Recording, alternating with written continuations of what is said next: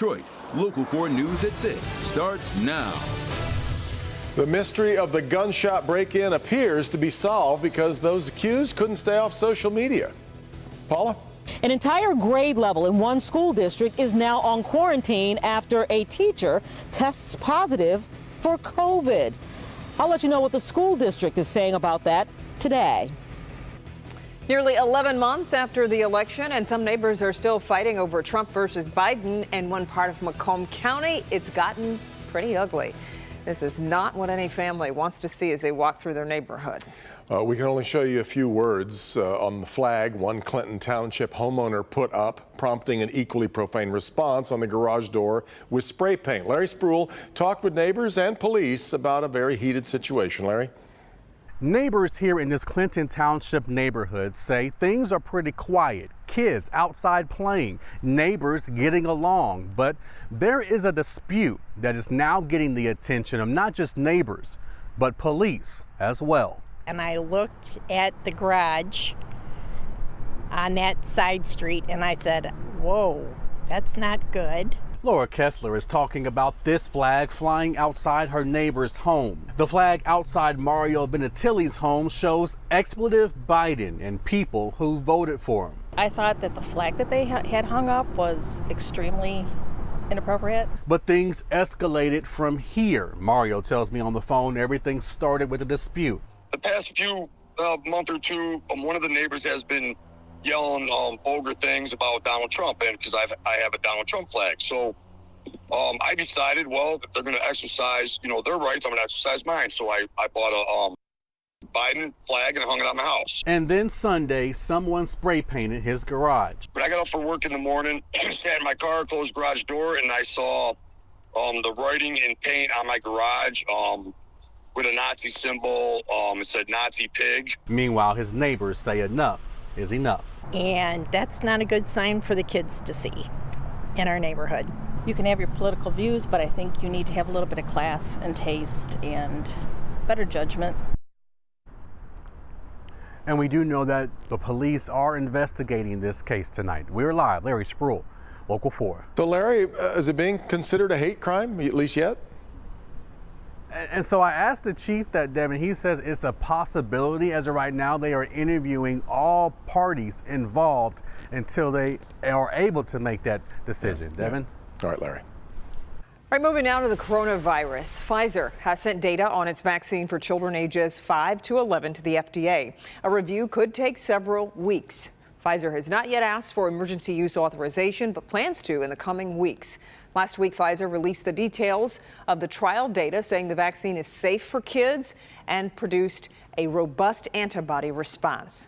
Meanwhile, the state's definition of a school outbreak is changing to 3 cases associated with the school from 2. Yesterday, the state reported 106 new school outbreaks.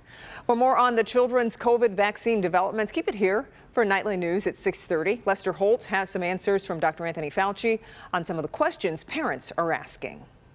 Suspects in the Oakland County gun store break-in are arrested thanks to their own Facebook posts. Dylan Hinkle and Emmanuel Northern, both of Grand Rapids, charged with breaking and entering with intent to commit larceny. The Oakland County Sheriff's Office says they were arrested last week after posting images with the car that had been used in the Lyon Township break-in and with the guns stolen from a store in Portage, both being held at the Kent County Jail on $50,000 bond. When the pandemic put so many people out of work, we saw Michigan's unemployment agency overwhelmed. People had trouble getting appointments and filing for benefits when they needed them most. Well, today a group of state lawmakers put forth their plan to make sure that doesn't happen again. Priya Mann has a look.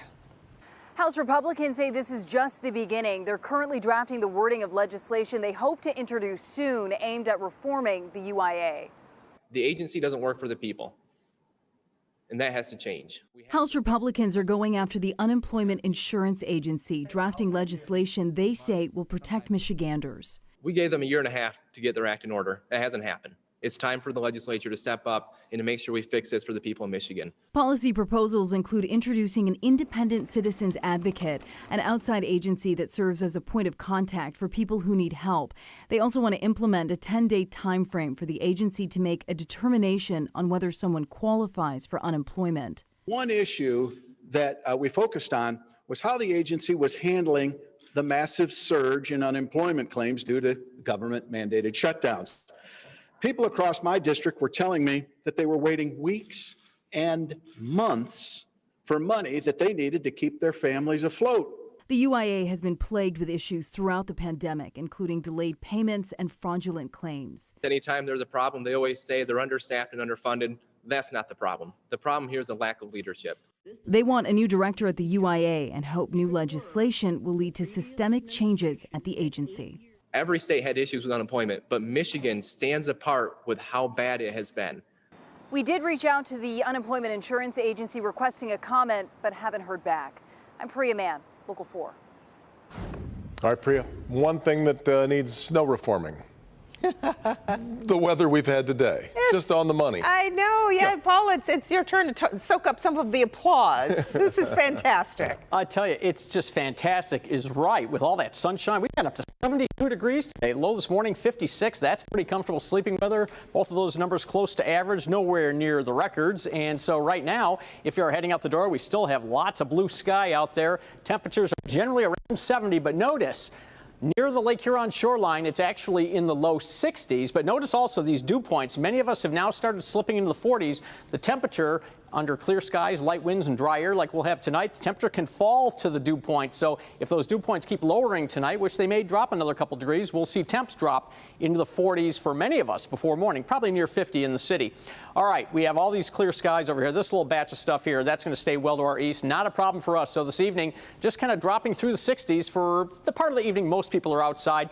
Upper 50s if you'll be out late toward the midnight hour or so.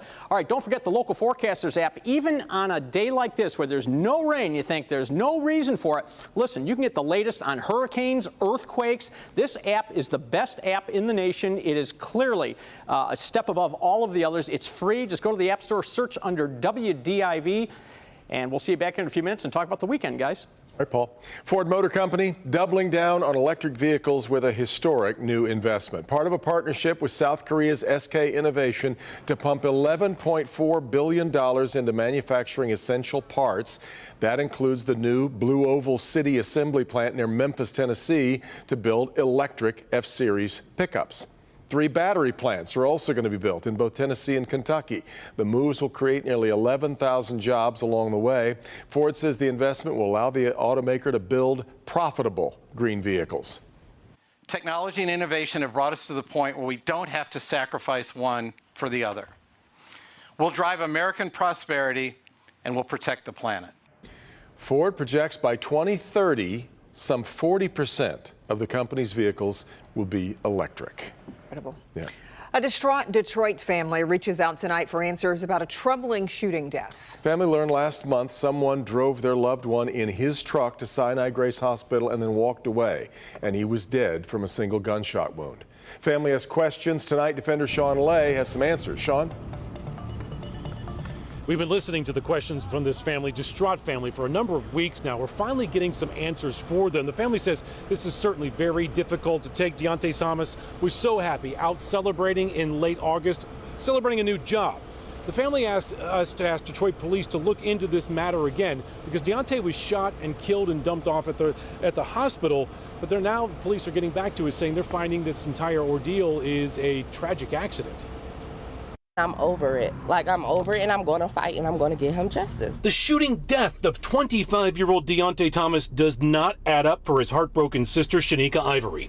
Tonight, she's asking Detroit police homicide investigators to keep looking into the shooting that happened August 29th near Woodingham and Puritan.